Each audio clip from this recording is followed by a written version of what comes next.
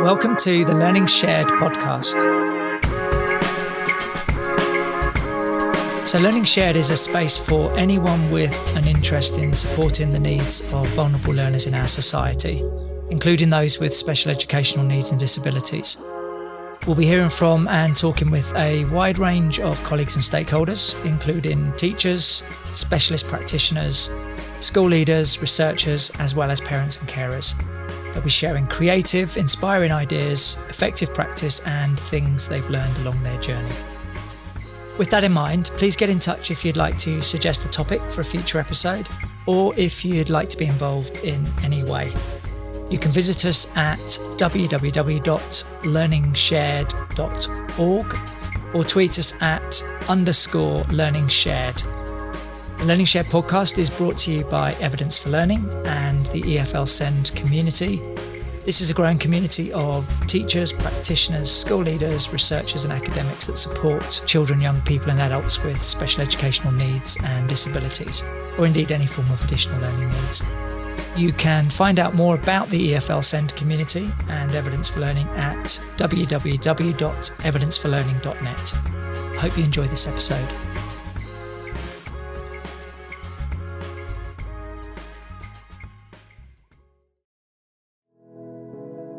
Hello, in this episode, Professor Barry Carpenter and Bev Cockbill give a lecture entitled What You Really Need to Know About Engagement. If you're listening to the audio-only version of the episode, then there's a link to a video of Barry and Bev's presentation on the LearningShared website at www.learningshared.org, and if you select episode 17, you'll be able to watch and listen to the slideshow. On the episode page, we've also listed links to various articles and resources that you might find useful and interesting for further reading around engagement. Welcome to this episode in LearningShared, the podcast series from Evidence for Learning. Today, with my colleague Bev Cockbill, we're going to consider the topic of engagement. Engagement is very current, and we're going to explore various dimensions of engagement. We're going to look at the genesis of engagement, its development in recent years, and the contribution it's made to education, both in the UK and internationally. We're going to take a multidimensional perspective, examining the contribution of engagement to child development, to pedagogy, to the processes of teaching and learning, and to formative assessment. And all of this will lead us to the exciting development arising from the Rochford review proposals of the engagement model for statutory summative assessment, which will be effective from September 2021. So we've titled this podcast, What You Really Need to Know About Engagement. So we're trying to paint a full picture, a vibrant picture of engagement and the numerous applications that it can have, the multi-contributions that it can make to children of all abilities and of all ages. For me, the real deep involvement with engagement came from the time that I was National Director leading the DFE funded research project on children with complex learning difficulties and disabilities. And having defined that population, that group of children that in common parlance in schools had become those with complex needs, we went on and asked the question, well, if these are the children, what are their needs? And when we know what those needs are, how does that inform the way we teach based on the way that they learn? But first of all, to just remind ourselves what complex needs are. To have complex needs, complex learning difficulties and disabilities to give it its full term, you have to have, or the child has to have, two or more coexisting overlapping, interlocking, compounding learning difficulties or disabilities. Those do not have to necessarily be an intellectual disability. So it could be a child, say, with a mental health need who also has epilepsy. It could be a student with a physical disability and a visual impairment, but is actually very high attaining in the school system. Complex needs can also co-occur, so not every child is born with the multiplicity of needs that you would call complex needs. Some children progress very well through the primary stage, and then things begin to change as they become adolescents. This is particularly so, for example, with children with autism, who, with the onset of adolescence, we know that, for example, 70% of students with autism during adolescence develop a mental health need. So that child could have progressed very well through the school system, having lots of structured approaches to support their autism, but actually being a very successful learner. However, the onset of adolescence and the co-occurring emergence of mental health needs could mean that that child begins to find school very challenging and learning very difficult. All of this, therefore, brings about a unique and changing pattern of learning. There is nothing static about complex needs because there are these dynamics interfacing and therefore changing all the time. Ultimately, that means that the attainments of these students are inconsistent. Some of our previous measures of attainment and achievement for children with special educational needs were difficult to implement with this new generation of children, because it's really in this 21st century we have seen the rise of the number of prematurely born children, for example, coming through the system. Prematurely born children are now the largest group of children on any school's special needs register. School may not always realize that because the child may have a diagnosis of autism, of ADHD, of speech and language difficulties, but the causal base, the reason for those particular needs, could be prematurity of birth. And certainly with modern medical progress, more children are surviving pre-28 weeks gestation. We've also seen a rise in conditions such as fetal alcohol spectrum disorder, more children with rare syndromes, with genetic chromosomal deletions. So we have this changing pattern, and it is timely, and the Rochford Review has captured this in so many ways, it is timely that we look at new ways of capturing the attainment and achievement of children that we now call those with complex needs in our school system. These children, therefore, will have ultimately what I would call a spiky profile. Any child with special educational needs, by dint of the definition of special educational needs, has an uneven profile of development. But for those with complex needs, in some areas they can attain very highly, in other areas they will find progress very difficult and challenging. And some of that could be to do with the way their brain is configured. A specific example of that would be in mathematics. Children born prematurely will find mathematics challenging because if they were born before 28 weeks, the parietal lobe, the area of the brain that deals with numeracy and mathematical computation, may not be well developed. And it's similar in children with fetal alcohol spectrum disorder, who in the main find numeracy and mathematics more challenging in the curriculum.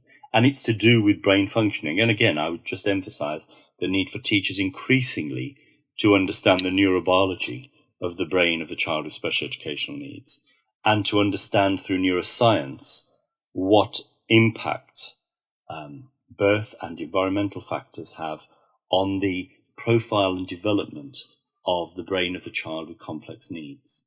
So a spiky profile. All of this within one child. Peaks and troughs. What we're seeing within this new generation of children in this 21st century is actually a vulnerability. This is consistent across the group. It's, for me, the one word that unifies that group of children because nothing else does. It is their vulnerability as learners. They are vulnerable children, and therefore they are fragile learners. They are not always confident. Their self-efficacy, their belief in themselves as learners, is not always rich. And they're often vulnerable through what I would call the 3 Ds: disadvantage, deprivation, and disability. And you can plot that where you want under that continuum of vulnerability. But for some children, they have all 3 Ds. Just imagine the child with fetal alcohol spectrum disorder who had a disadvantaged experience in utero during the mother's pregnancy because the mother was consuming large quantities of alcohol. It was a toxic pregnancy. Growth and development in utero may have been impaired in many ways, physically and mentally. Then that child is born, and because the mother by then is an alcoholic, often the child does not remain with its biological mother and is taken into the care system, perhaps placed with foster parents. And therefore some attachment issues may begin to emerge because of some of the deprivation they experience in early childhood. Even in good foster homes, they could be experiencing multiple foster homes because fairly early on it may be detected the child has some special educational needs, and that's under investigation. And so the child may not be going forward for adoption. And ultimately, when the child does get a diagnosis of fetal alcohol spectrum disorder, then they have a real profile of special educational need, of actually a very complex set of needs. So that child with FASD will be disadvantaged, deprived, and disabled, and very vulnerable, and vulnerable as a learner in our school system. So what I've said so far can be summarized in these documents. The one to your left at the top is actually the final report of the Complex Learning Difficulties and Disabilities Research Project as it was presented to the then Secretary of State. Emerging from that work, once we had defined who were the children, what are the ways in which we could teach them according to their needs profile, it was very obvious that there were considerable training implications for teachers at all levels in the profession, from initial teacher training right through to master's level. And so we were commissioned to write some training materials, and these have been published online. You can see the website there, and they are free. And there are 16 modules of teacher training covering such things as child development, which is often not a component of teacher training these days, through to communication, augmentative and alternative communication, through to inquiry-based approaches in the module on neuroscience. So there's a richness there to support teacher development. And then subsequently in 2015, we put together the book on engaging learners with complex learning difficulties and disabilities, published by Routledge, which built on the work of the original research project with further case studies of children, with examples of school development. And there's been some really rich and wonderful school leadership, taking schools forward from perhaps their traditional definitions in the special school sector in particular, to new definitions that reflect more the needs profile of 21st century learners with complex needs.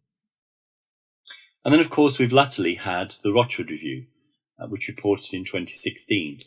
And one of their recommendations was the engagement model, that engagement could be used for statutory summative assessment. This has been taken forward. Things have been somewhat delayed because of Brexit negotiations, because of the pandemic, and eventually it is intended that by September 2021 that this will become, the engagement model will become statutory summative assessment in schools. And broadly, the engagement model equates to P scales P1 to P4. But if we leave it there, we narrow the potential of engagement, because also in the Rochford Review, it talks about pupils not engaged in subject-specific learning. Well, that is a group of children whom we certainly need some wraparound assessment tool that will enable us to illuminate not only the learning pathways, but the outcomes in terms of attainment and achievement. And the opportunities that engagement present for that group of students are very rich. Indeed, I would say that as an outcome of the pandemic and the number of pupils who have had a long period of time out of the school system, there may be many more children not engaged in subject-specific learning for whom the engagement model may be very helpful. And to my mind, the engagement model is now the assessment response to when we used engagement for pedagogy and for servicing the needs of this new generation of children in our school system. So it's built on that work. There's a clear thread of continuity and progression in the development of engagement in the system.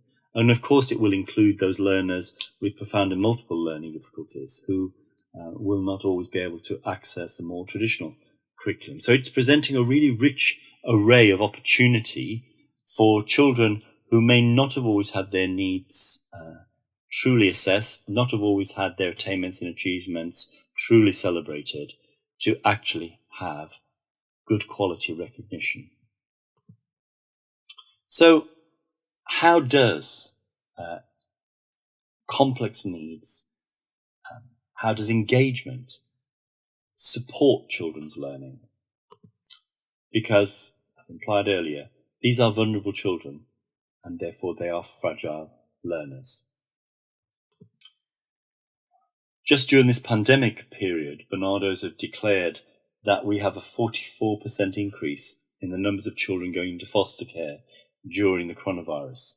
We know that children in care, however good the support is, are more likely to have attachment issues, for example. And those attachment issues will impact on their learning.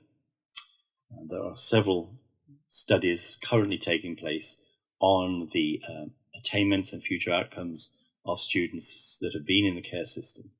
And we certainly know that 50% of children with attachment issues will develop lifelong mental health needs from those child years.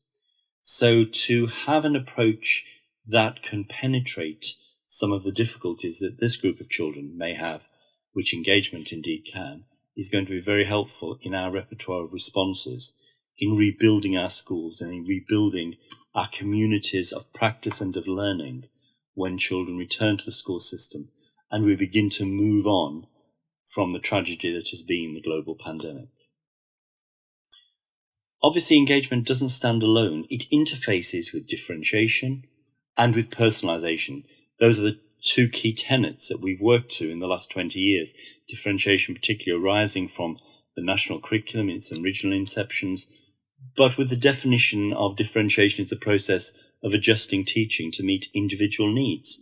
And that has been built on particularly by the 2015 Code of Practice, which talked more about personalizing learning for children. And we need the child to be enveloped, particularly the child with complex needs, to be enveloped as an engaged learner, because their capacity to disengage, frankly, to switch off, is very great indeed. So really we have this triangle of pedagogical principles, differentiation, personalization, and engagement, all pulsating, hopefully harmoniously, around the child to encourage that child to be an effective learner and a successful learner. We have to set engagement within the context of a new generation pedagogy for new generation children. And those pedagogies will embrace everything that we have done to date, all of the good practice we have to date. We may have to re-engineer it, as the literature talks about re-engineering of curriculum.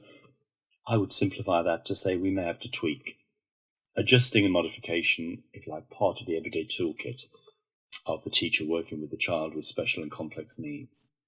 And we'll need to reconcile some of our approaches that have been very successful before to the needs profile of children with complex needs, which may lead to the creation of some new and innovative teaching strategies. And from those more personalised teaching strategies built on engagement, we don't just need personalised learning, we need personalised assessment pathways. And engagement offers that ability to wrap around the child, to touch that child at their point of learning need, to capture their attainment and achievement, and to celebrate it. And obviously a wonderful way of doing that is through the Evidence for Learning app, which can be so versatile in going to where the child is at, wherever that place and space may be, and really looking through a lens that becomes increasingly personalized and capturing both the formative and then subsequently the summative assessment of the child as it goes through a responsive and dynamic curriculum, teaching and learning experience. So in this 21st century, to pull all of that together in one statement, we need what I would call a blended pedagogy, differentiation and personalization that will envelop that child with special needs, complex needs, as an active learner, but engagement is the bedrock. Constantly the touchstone for the teacher, the question in their head should be, is this child engaged, actively engaged? Not as a peripheral participant sitting on the sidelines watching the learning of others, but as an active participant engaged in the dynamic at the heart of the classroom experience. I want to go through just a little bit of the literature in terms of the building blocks. So just some key quotes, nothing too dense, just some key quotes that help you to appreciate the history of engagement, that it has been trialled in many countries, not just this country, and even in the days before we began to use it for the complex learning difficulties and disabilities research project, it had a life in other settings too. When we conducted an international literature review as part of the project that I'm referring to, then we discovered this quote, that engagement sets the occasion for optimal learning to occur. If a student is not engaged, they're not going to learn. And that applies to every learner of every ability. The A-level physics student who may want to study that subject at university, unless they engage in the A-level syllabus, isn't going to get the grade to get onto the university course. The GCSE student who may want to study English at A-level, unless they get a higher grade in English and through engaging with the syllabus, will not be able to get the grade they need to enter the A-level course. The Year 6 student going through their SATs, unless they are confident and achieve well in their SATs, they may find it difficult to access the secondary curriculum. And so it is for the child with autism. If they don't, through good and effective education, acquire some of the social skills needed to function in everyday life, they're going to struggle with some of the social dynamics, both of the classroom and of life outside in the wider community. So engagement is kind of key to the development of the child, of the student, and eventually to the quality of life that can be enjoyed by that young person who then becomes the adult with complex needs. When we look specifically at the use of engagement across settings internationally for students with special needs and disabilities, the research showed us there that engaged behaviour is the single best predictor of successful learning. So why wouldn't we use it? Why wouldn't it be there, as I've said earlier, as a bedrock underpinning our planning in teaching and learning, fundamentally being the yardstick through which we judge the attainment and achievement of our children and young people. Engagement for learning is key. Indeed, we've set up a website by that name, Engagement for Learning, and you'll find lots of the tools and profiles we suggest in this presentation on that website. But sustainable learning can only occur when there is meaningful engagement. The process is a journey that connects the child, student, to their environment. And that include people, the teachers, teaching assistant, ideas, materials, concepts to enable both learning and ultimately achievement as an outcome of successful learning. My colleague Bev Cockbill will explore later in this presentation the engagement profiles and 5 areas of engagement proposed in the engagement model by the Rochford Review and the subsequent work and trials that have been conducted at the DFE. But in this snapshot, we just want to show that in the original incarnation of the engagement profile resulting from the Complex Learning Difficulties and Disabilities Research Project, we actually had 7 indicators of engagement. And then through the further trials that have been conducted, once the DFE commissioned a rollout of the recommendations in 2016 from the Rochford Review, it has combined some of that earlier work into 5 areas of engagement, if you like, 5 lenses through which we can observe the child, monitor child progress, monitor child response to learning, and ultimately form judgments about the attainment and achievement of the child within those 5 areas. And you'll see, if you look to the right there, that we've shown you how some of the earlier language has not been lost because there is a strong evidence base, secure evidence base for using that language. But for the purposes of a summative assessment process, some of that language, such as discovery and responsiveness and curiosity and investigation, has been combined to lead to a heading such as exploration or realization. This is the engagement profile. So in the same structure that was originally developed and reported in the report from the Complex Needs Project that went to the Secretary of State. And here we have the 5 engagement areas against that profile. And this can be a very flexible tool, very useful for baselining, for observing, as well as ongoing and systematic recording in a formative way, leading to summative judgments. This is a version that we've taken from use in mainstream and how it might be used in that setting. So this is really a tool for assessment that can be used across any setting where there is a child with complex need. It is a summative assessment through the lens of engagement. What I like about that analogy of a lens is that it encourages us to think in the terms that a photographer would use of a long lens, that at first when we look at the child may be blurred, but as we turn that lens, the child becomes more sharply in focus. And I think of that as the process of teaching, that initially our teaching may touch the child but not truly envelop them and not get the outcomes we were aspiring to for the child. And so we modify, adapt, adjust our teaching process, that process of differentiation. We bring in more personalized elements so it then does truly embrace the child.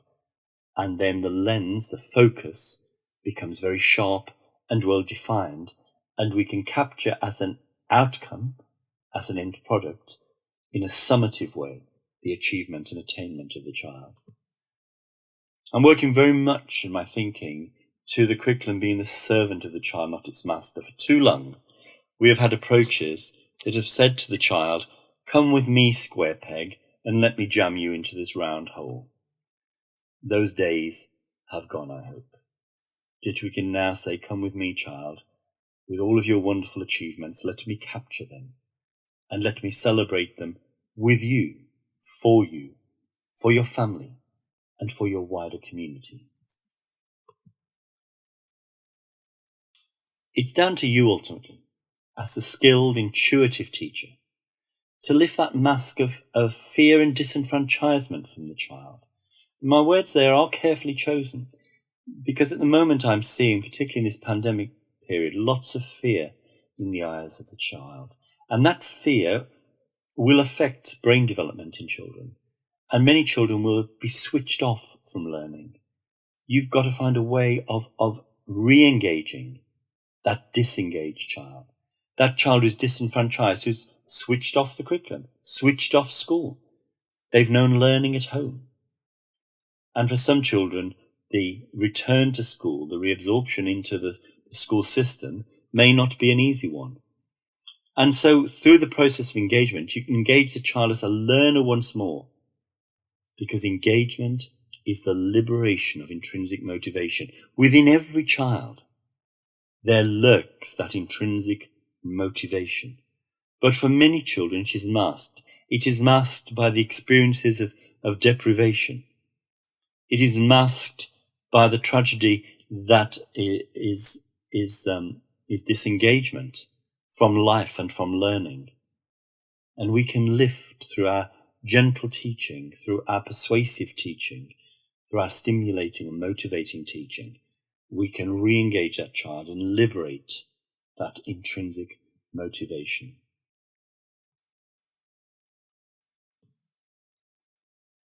Engagement actually can encourage what is known in the literature as the flow of learning that brings deep satisfaction. And there I'm thinking of the child who, in a primary classroom, who may have become totally absorbed in a creative writing activity, and that when the end of the school morning session was concluding and the teacher had asked the class to line up at the door ready to go to lunch, the teacher turns around and finds that child still writing at their desk. And the child isn't being disobedient. They just haven't heard the instruction to line up to go to lunch. They were so deeply absorbed, totally fulfilled by that creative writing. They were in the flow. And that flow brings deep satisfaction, as it says in the quote there, but actually contributes to positive mental health because they're getting deep, fulfilling rewards from that process of learning. And that's about authentic and deep engagement. Because without engagement, there is no deep learning, there's no effective teaching or meaningful outcome. There is no real attainment or quality progress. And now, through the outcomes of the Rochford Review, the opportunities that new legislation is going to give us, through the work that we've done in the Complex Needs Project, and the tremendous work that schools have done since that report first came out to embrace this new body of learners, those with complex needs in our schools.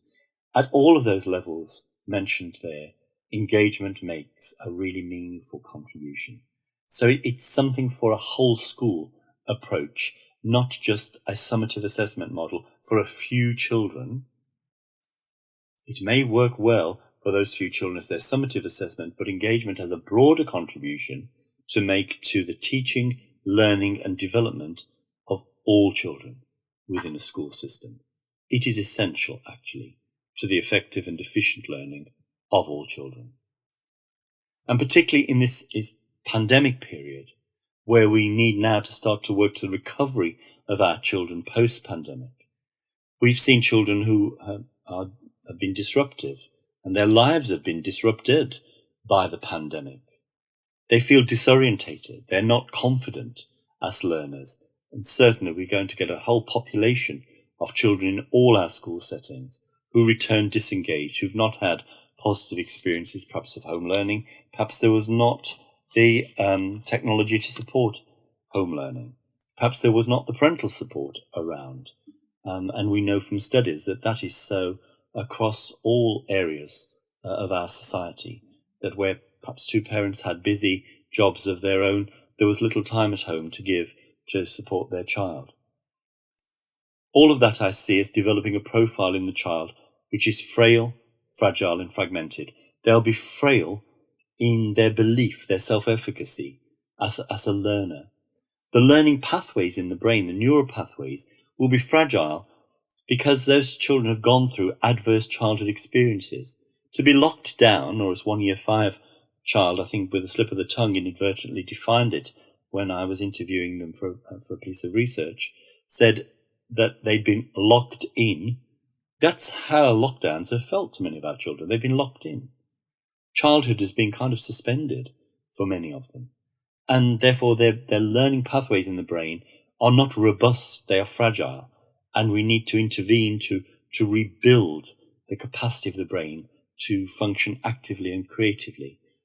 And they will have returned to school with fragments of learning, however good the home learning has been, however wonderful the lessons you prepared were, however conscientiously the parent delivered that home learning and supported their child. It was not the interactive and cohesive learning that they would have had in your classroom. And your task will be to interconnect those fragments, a bit like a jigsaw. So frail, fragile, and fragmented. And anxiety is pervading the learning capacity of so many of our children.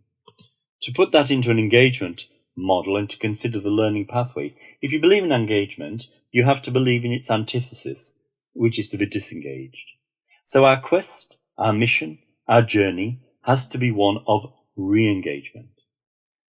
And so we will be intervening to encourage that re-engagement process, to take that child on that journey through partial engagement to more sustained engagement, to leading to full engagement. And the intervention might be a literacy-based one, but that is dealing with emotions, because this has been an emotional time for us all, and especially for our children who haven't always comprehended some of the many changes that have gone on in our lives. Some of those interventions may be about social skills or mental well-being, or maybe about some very conventional curriculum, but it's pitched and paced in particular ways to accommodate the learning strengths of the child, because as Ofsted has reported, we have children in mental distress, we have children not with the stamina to get through the traditional lesson length, say of 60 minutes, to actually engage deeply in a way that they used to. We need to not only rebuild our school communities within that, we need to rebuild each child as an engaged learner. So to just pull some of that together, we've got here an engagement approach that can be formative, it can be used as an initial baseline, it can profile a child's needs, and then it leads to engagement scales. If you go to the Engagement for Learning website, you will see those. And so it can be a baseline. It could be that you just use engagement with some children as intervention until you judge that they are authentically engaged again. And that can all be achieved through the 5 areas in the summative model that is being brought in, and training is happening around the country at the time we're recording this podcast. And I want to introduce you to my colleague, Bev Cockbill. Bev was part of the original Complex Learning Difficulties and Disabilities research team for the DFE project, and so worked nationally across a range of schools gathering information and data as part of that project. She then became instrumental in the development of the complex needs training materials, and indeed has carried on that training element in her role in the intervening years. She now works and is based at Chadsgrove School, where she's the complex needs coordinator, not only for the school, but working out of the school through its support service, particularly with disengaged learners, with children who are out of school and not in the conventional system, maybe because of the severity of their autism or of their complex needs, the mental health needs. And Bev is using the engagement approach really to reach out to the hard to reach. Over to you, Bev. Thank you, Barry. We'll now move on to the engagement model, looking at the 5 areas and the tools that you may possibly use to assess. So this is how it looks, as Barry has previously shown you, the areas of engagement, and we're going to now look at each individual area to see how that looks for each one. So looking at exploration, the Rochford review gives you these definitions, which you can see on the right-hand side. In the bubble is the engagement for learning from our website. These are shortened definitions, which give you some key questions. And what we like to say there is they're probes to act as a lens to judge your engagement observations. So the government have put a guidance on their website, and you can see all of these 5 areas very clearly written out, as you can see on the right-hand side. So exploration, it's about becoming more established. Can be classed as established when the pupil shows continued interest in a resource, activity, repeatedly, i.e. in a different time of day or a different place or with different people. Barry and I took the research to Australia, New Zealand, and Australia liked a more visual look with the different areas. And so this is an example of their exploration. And it is very effective on the classroom wall, very quick for people to just have a quick glance and understand visually what exploration means to them. So we move on to a short video now, looking at this young man, and it probes the question, does the pupil show interest in the activity? Is he curious?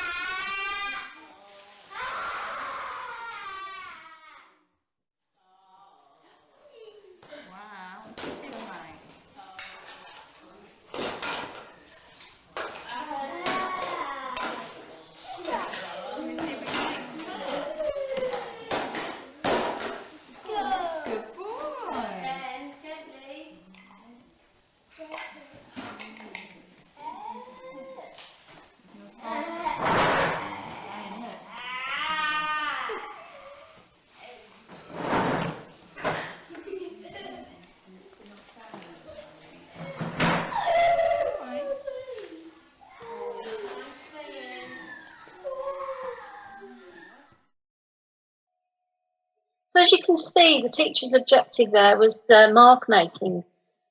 But he wasn't ready for mark making. He was investigating. He was exploring that sponge and paint. And that's to be celebrated. He's not ready to move on. Moving on, we'll look at realisation. So as it says there, will they display behaviours that show they want more control of the stimulus or activity? For example, by stopping it or trying to make changes to it. We class this, as it states there, for our probe, a light bulb moment. How does the pupil interact with a new stimulus or activity?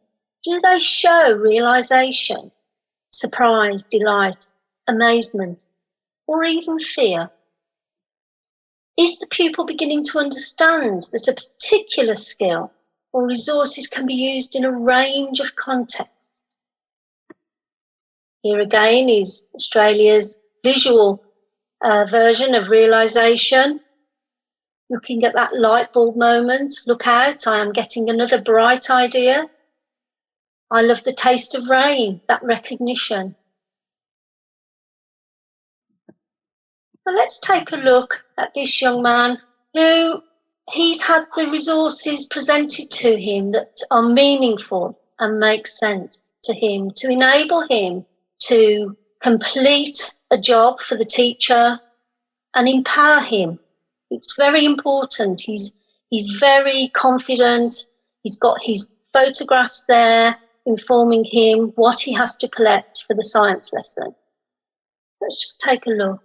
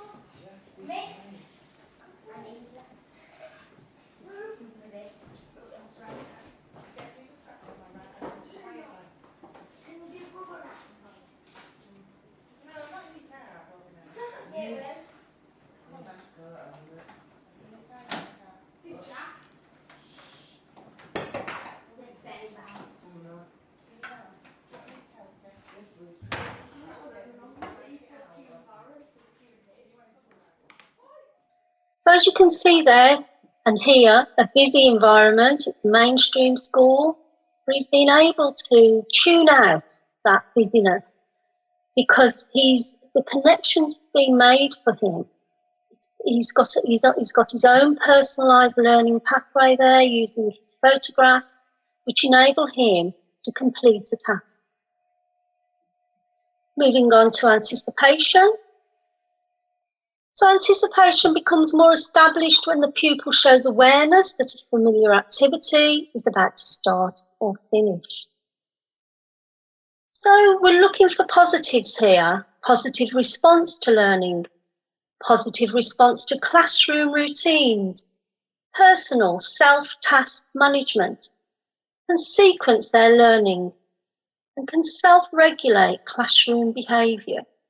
And in our probe there, predict, is the pupil able to anticipate those familiar activities? Do they need cues or prompts? Let's take a look at this young lady who's anticipating her next turn with the balloon. So you can see her hand going up, looking up at the teacher. Let's take a look.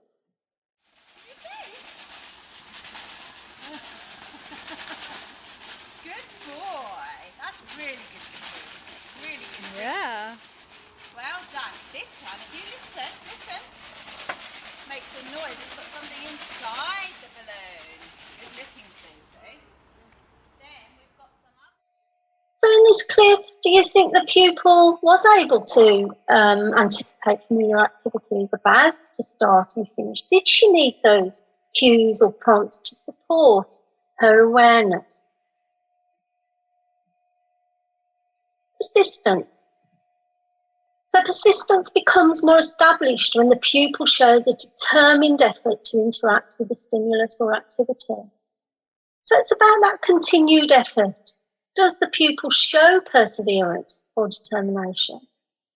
Trying to find out more about the activity. Do they sustain their attention in the activity? Do they respond and act on feedback? Are they prepared to fail? Do we prepare them to fail? They can actively try to find out more and interact with it. Resilience in learning routines. Can they cope with the pitch and pace of a lesson? Let's take a look at these two young people. Let's see if they can actively try to find out more and interact with each other. Do you think that's the biggest number you can make, which was 3 digits? Yes. Because? You think? It's the best because. You think? Yeah. Why not that? It's 4 go there, a 1 go there, and that one goes there. Because it's the Bigger enough. because it's the bigger number. And big. 5. There's the same one. So I think you'll agree there, this shows that pupils could sustain their attention in the activity for long enough so they could actively find out more and interact with each other. Initiation. This shows how much and the different ways a pupil can investigate and can act spontaneously and independently during a familiar activity without waiting for direction. Probe there suggests it's spontaneous. Are they able to prompt another person to do an action? Let's take a look at this young man. He is transitioning around the classroom with objects of reference, their pencils, and the teacher is just teaching him, it's early days, teaching him to transition to an area by matching the objects of reference to an identical object of reference. But he's spotted the task, and it's a task he knows he enjoys and can achieve.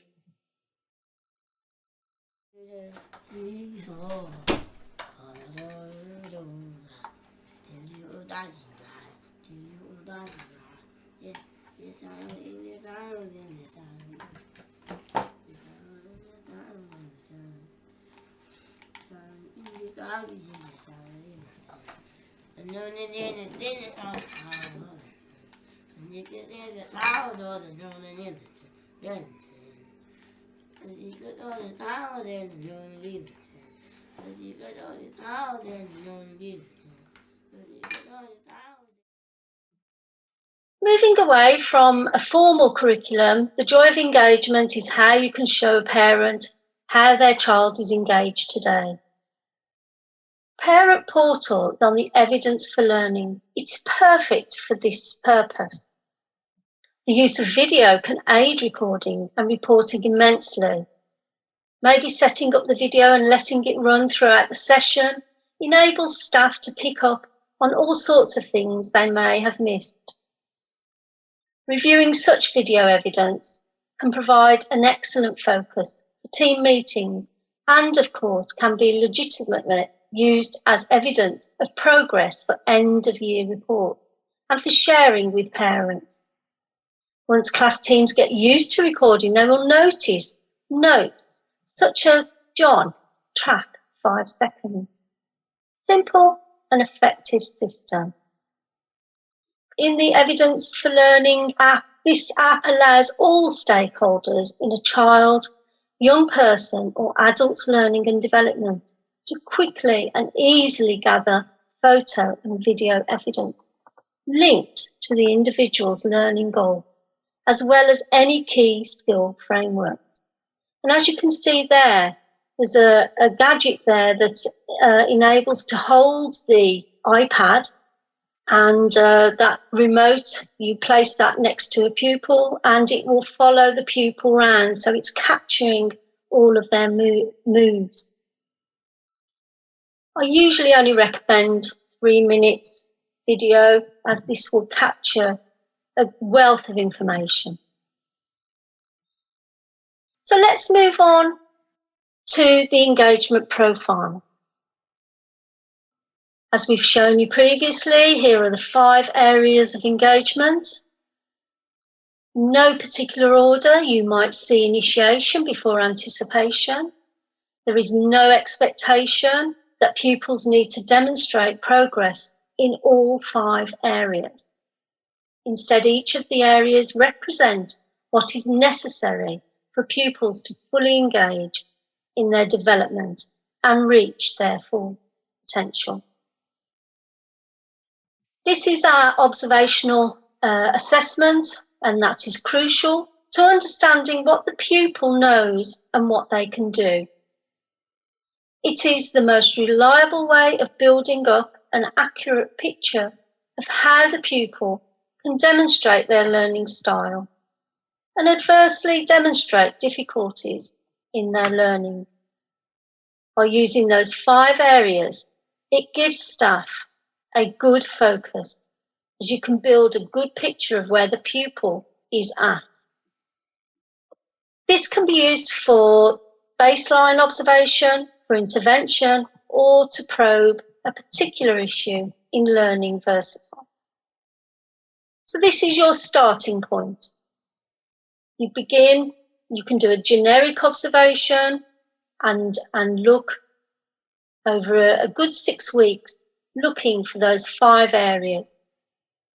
Try and complete all 5 areas so that it gives you a very good wealth of information for each area. And here we have some examples. We have Alfie profile here, and in initiation there, we'll self-induce sleep during lesson. We'll vocalise for the action to start again. So such valuable information is needed for everyone to understand Alfie. Here we have Evie. She's 13 years old in a mainstream school. She has autism and ADHD, always looking for a job, always busy. And so there we have a good picture of Evie. And saying that Evie sits on a wobble chair does this work effectively? As she makes the chair move quite vigorously. Class becomes too noisy. So it's a good amount of information for all of staff. Here is the engagement website. Barry's mentioned that previously. And on there you will see all of the E4L tools, on the government guidance that has written what the Rochford review recommends.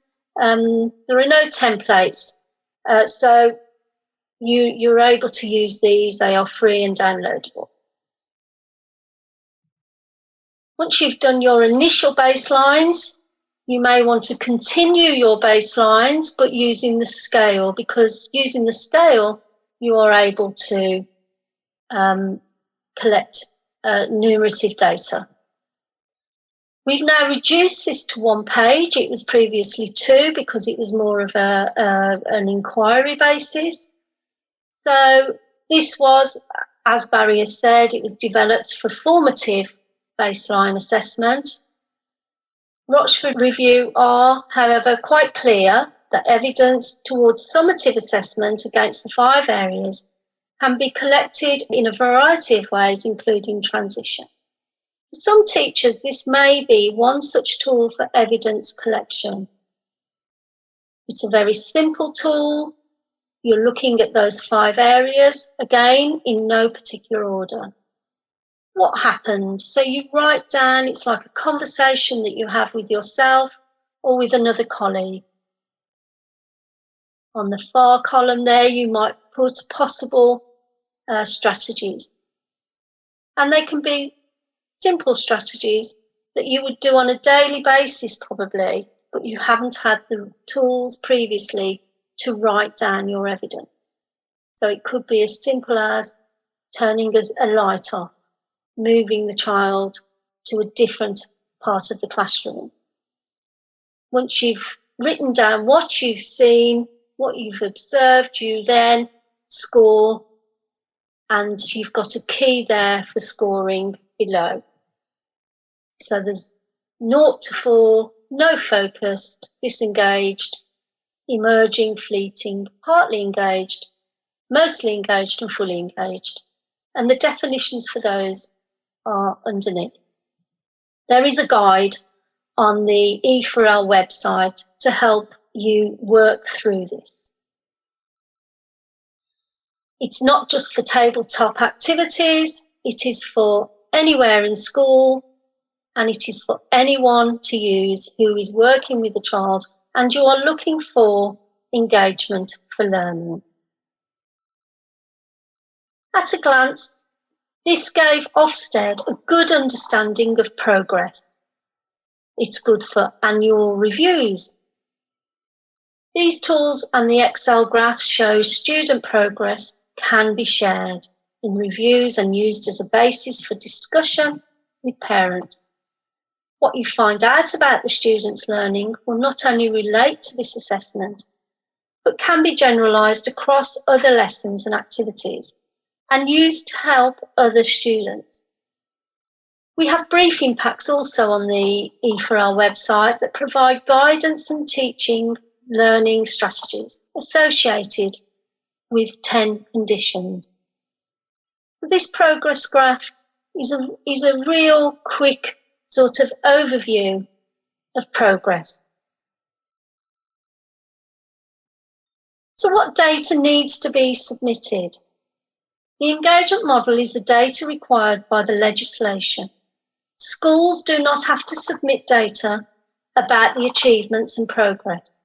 The engagement model is designed to align with Ofsted's education inspection framework, particularly in supporting schools in identifying, assessing and meeting the needs of pupils who are not engaged.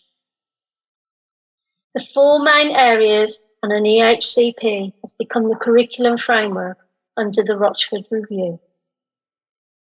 The only data that the government require is the number of children you are using this model for.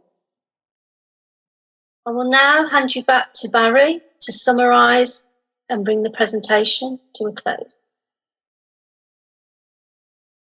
So Bev's given you some rich practice insights into how to implement engagement, both for observation, for baseline, for intervention, to support pedagogy across the curriculum, for formative assessment, and ultimately summative assessment.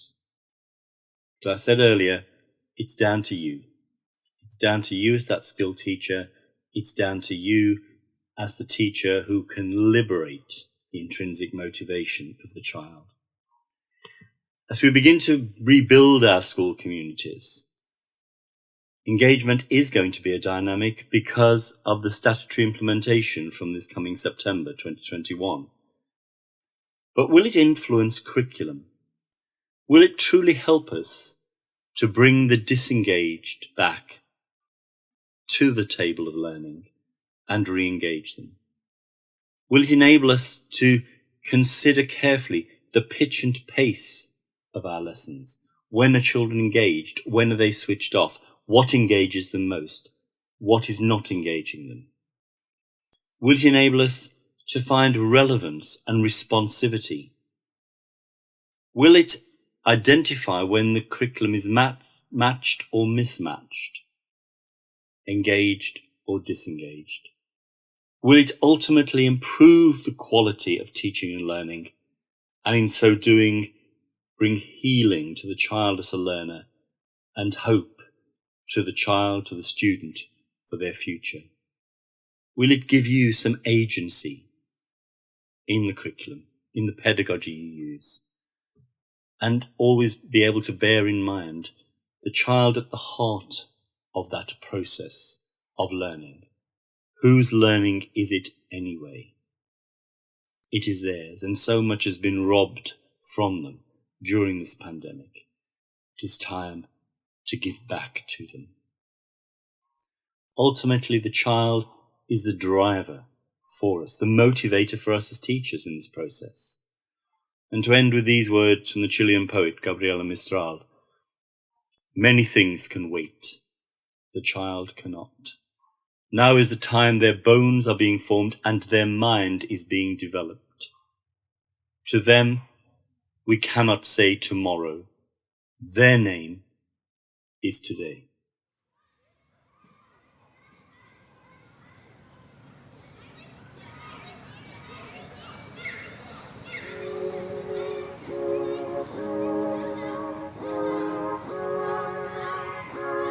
Thank you for listening.